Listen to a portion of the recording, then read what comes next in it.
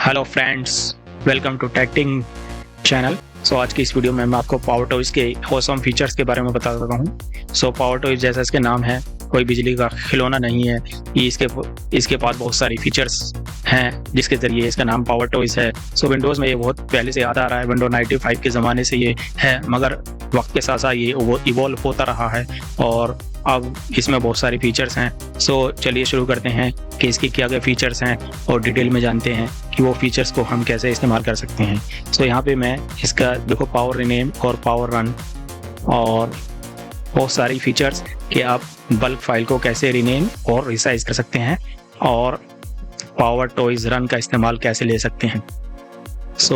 बने रहिए इस वीडियो में। चलिए शुरू करते हैं। सबसे पहले आपको पावर टॉयज को माइक्रोसॉफ्ट स्टोर से डाउनलोड करके इंस्टॉल कर लेना है। आपको स्टोर पे जाना है और आपकी जो आउटलुक आईडी है वहाँ से उसी से आपको लॉगिन करके माइक्रोसॉफ्ट पावर टॉयज को डाउनलोड कर लेना है। जनरल टैब में इसका कुछ नहीं है, वर्जन और अपग्रेड और अपीयरेंस है। और दूसरी इसके टैब में यूटिलिटीज में जो है ऑलवेज ऑन टॉप, इसमें जो है अगर हम इसको अनेबल करते थे विंडोज़ कंट्रोल टी से, तो जो भी एप्लीकेशन पे हम इसको अनेबल करेंगे वो एप्लीकेशन हमारी स्क्रीन पर ऑलवेज टॉप पर रहेगी। हम ऐप स्विच करेंगे तब भी वो चेंज नहीं होगी। इसके बाद फीचर्स आता अवेक का, जैसे इसके नाम से पता चलता है कि जागते रहना। अगर हम स्क्रीन से दूर हटते हैं और ये विंडोज़ ये फीचर हमारी अनेबल है तो हमारा सिस्टम स्लीप में नहीं जाएगा और हम यहाँ पे चेंज कर सकते हैं कीप अवेक टेम्परेली और उसको हम टाइम से उसको सेट कर सकते हैं कितनी देर तक ये अवेक में रहेगा। और उसके बाद कलर पिकर से हम क्या करते हैं कि अपनी स्क्रीन का कहीं से भी जो कलर है उसको पिक करके उसका हम कोड जान लेते हैं और उस कोड के जरिए हम उस कलर को इस्तेमाल कर सकते हैं। जो वीडियो एडिटिंग करते हैं या इमेज एडिटिंग करते हैं उनको पता है कि कोड के जरिए हम कलर को ले सकते हैं।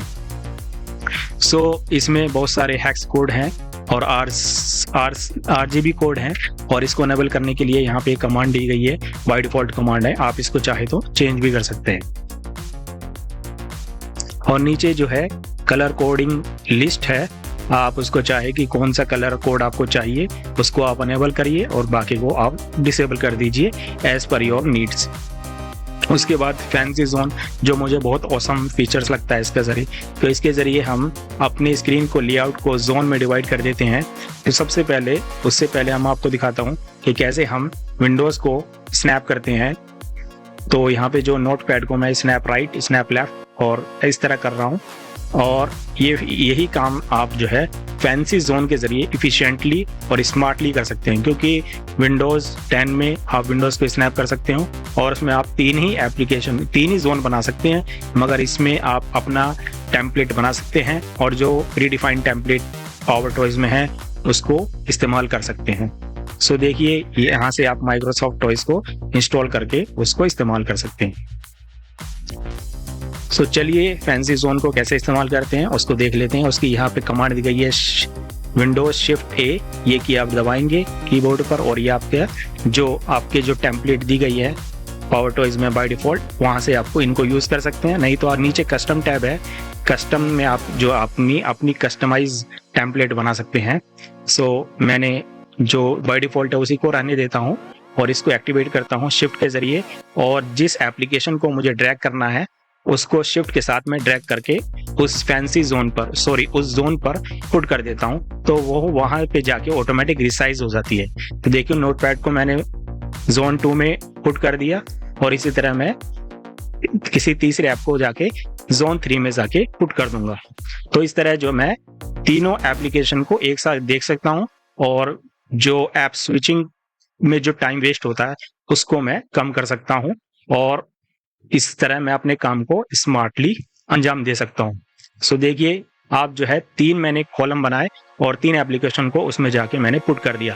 आप चाहें तो आप अपना कस्टम टेम्पलेट बनाकर जितने भी चाहें उसको आप इस्तेमाल कर सकते हैं। जोन अपीयरेंस में आप जो है कलर विंडोज कस्टम कलर और विंडोज डिफॉल्ट कर सकते हैं। ओपेसिटी आप चेंज कर सकते हैं और हाईलाइट कलर कर सकते हैं। तमाम नीचे फीचर्स दिए गए हैं, आप वहाँ जाके और एक बार उसको रिव्यू कर लीजिए और उसको जाके आप जो है अपनी चॉइस के मुताबिक आप उसको इस्तेमाल कर सकते हैं। और इसके बाद जो है फाइल एक्सप्लोरर में आपको क्या फीचर्स मिलता है कि आप जो ये फाइल हैं SVB और बहुत तमाम फाइल हैं, तो उसमें आपकी कोडिंग फाइल होती हैं और आपकी PDF फाइल होती हैं, तो आप उस फाइल को आप प्रीव्यू बगैर ओपन किए आप उसका प्रीव्यू देख सकते हैं। जैसे मेरी यहाँ पे PDF फाइल है और मैंने Alt+P से उसको एक्टिवेट कर दिया है जो पावर जोन में जो है, और मैं उस पर राइट क्लिक कर रहा हूँ तो ये प्रीव्यू राइट साइड में उसका मुझे दिख रहा है। तो इस तरह मैं किसी फाइल के प्रीव्यू को देख सकता हूँ। तो बहुत अच्छा फीचर्स है, हमको फाइल खोलने की ज़रूरत नहीं है। सो देखिए यहाँ पे तमाम फाइल जो सपोर्टेड हैं पावर टूल्स के ज़रिए वो यहाँ पे दिखा रहा है। उसके बाद आते हैं इमेज रिसाइजर जो है आपकी बल्क फाइल होती हैं, बल्क में आपके 100-200 फाइल या 50 या जितने भी फाइल्स हैं उसको आप एक शॉट में रिसाइज कर सकते हैं। Isn't awesome? So tell me what software you are using for resizing the bulk file. So इसके ज़रिए आप एक शॉट में फाइल को रिसाइज कर सकते हैं। आप इसमें प्रीडिफाइंड टेम्पलेट दी गई हैं, स्मॉल, मीडियम, लार्ज, तो आप चाहें तो आप अपना कस्टम डालकर उसमें लंबाई और चौड़ाई उसको डिफाइन करके उसका साइज को डिफाइन कर सकते हैं।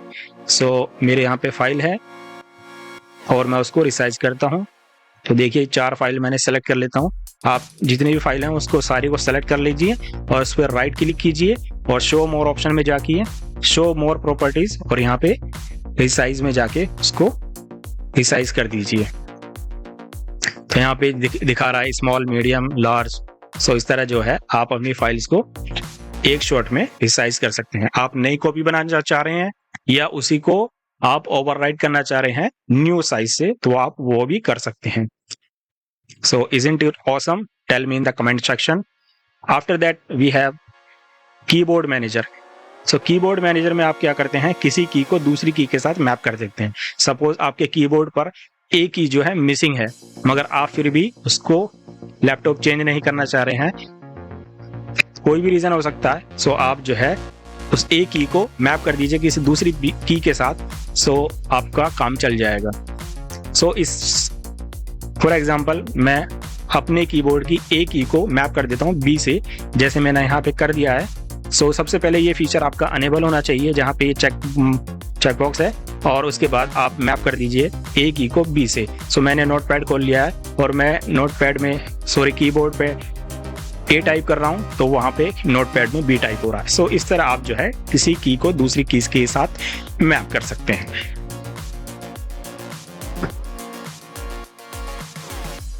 सो इसमें तमाम नीचे फीचर दिए गए हैं। आप कोई की को, कोई शॉर्टकट की है उसको मैप करना चाह रहे हैं दूसरी की के साथ, जैसे हम विंडोज में कंट्रोल F दबाते हैं तो सर्च का ऑप्शन आ जाता है, मगर कंट्रोल F दबाएंगे तो आउटलुक में ये काम F4 से होता है या किसी दूसरी की से होता है। सो उसके बाद माउस यूटिलिटीज में आप फाइंड माउस का जो फोकस आता है, जैसे डबल कंट्रोल दबाते हैं, डबल टैप करते हैं कंट्रोल पर, तो वो फाइंड फोकस हो जाता है, माउस जो है फोकस हो जाता है। उसके बाद माउस कर्सर को आप जो है कस्टमाइज कर सकते हैं, माउस पॉइंटर को, तो उसका भी आप कलर चेंज कर सकते हैं, येलो और ब्लू। और उसके बाद ये है क्रॉस वायर को भी आप इस्तेमाल कर सकते हो। तो मुझे कमेंट सेक्शन में बताइए क्रॉस वायर क्यों यूज़ करते हैं।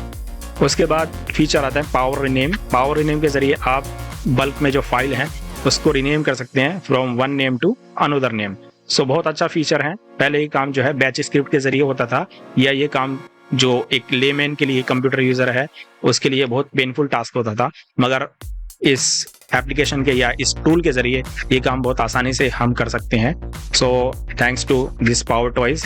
सो देखिए यहाँ पे मैं मेरी जो फाइल है उसको मैं एक नाम से दूसरे नाम में सेव कर देता हूँ, जैसे मम्मी नाम है और फाइल का, और मैं उसको डमी में चेंज कर सकता हूँ। और यहाँ पे आपको ऑप्शन दिए गए हैं कि आप किससे उसको सर्च करना चाह रहे हैं, regular expression, match all occurrences या केस सेंसिटिव। सो इस तरह से आप अपनी फाइल के हिसाब से ये 3 में से 3 चेक बॉक्स को इस्तेमाल करके नीचे जो फाइल नेम आ रहे हैं नेमिंग कन्वेंशन, उसके अकॉर्डिंग आप अपनी फाइल को रीनेम कर सकते हैं। So tell me, is it awesome? So इस तरह जो है मैंने फाइल को जो है रीनेम कर दिया है और वहाँ पे नई कॉपी उस फाइल की बन गई है। और उसके बाद पावर टॉयज रन, ये भी बहुत अच्छा फीचर्स लगता है मुझे। तो पावर टॉयज रन में जो है आपके सामने जब इसको अनेबल करते हैं, एक्टिवेट करते हैं, सो एक सर्च बार खुल जाता है। सर्च बार में आप जिस चीज़ को सर्च करना चाह रहे हैं वो वहाँ पे टाइप कर दीजिए, तो ये जो आपके सिस्टम में जो भी है उससे रिलेटेड वो आपको दिखा देगा। नहीं है तो फिर वो आपसे इंटरनेट से आपका जो डिफ़ॉल्ट ब्राउज़र है उस एप्लीकेशन के लिए वो खुल जाएगा और वहाँ से वो आप देख सकते हैं। सो ये जो नीचे आ रहे हैं ये पावर टॉयज जो है, यहाँ से ये प्लगइन्स के ज़रिए यहाँ से ये रिज़ल्ट फैच करता है और यहाँ से वो आपको दिखा देता है। अगर आप नहीं चाह रहे कि ये पावर टॉयज जो है इसमें सर्च ना करे तो आप उस चीज़ को डिसेबल भी कर सकते हैं, ताकि वो पावर टॉयज ये इन चीज़ में या इस प्लगइन में जाके वो चीज़ सर्च ना करे। उसके बाद shortcut guides is nothing but it contains all the shortcut for Microsoft application. So इसके लिए ये कमांड है। सो ये आप टाइप करेंगे उसकी शॉर्टकट गाइड खुल जाएगी और आप यहाँ पे शॉर्टकट दे सकते हैं। But I am not good remembering all this command. So after that we have video conferencing mute. Okay, so इसमें क्या होता है कि हम ग्लोबल आपको कंट्रोल दिए जाते हैं जिसके ज़रिए आप वीडियो कॉन्फ्रेंसिंग हो रही है, आप अपना फेस नहीं दिखाना चाहते या आप अपना माइक्रोफोन को म्यूट करना चाह रहे हैं, तो ये आपको जो है बाय डिफ़ॉल्ट कीज़ दी गई हैं। आप चाहे तो इनको कस्टमाइज़ भी कर सकते हैं और आप अपनी वीडियो कॉन्फ्रेंस को कंट्रोल कर सकते हैं। So that's it folks. I hope you like this video. Give me a thumbs up and you can also consider subscribing my channel. Thanks for watching. We will meet you again in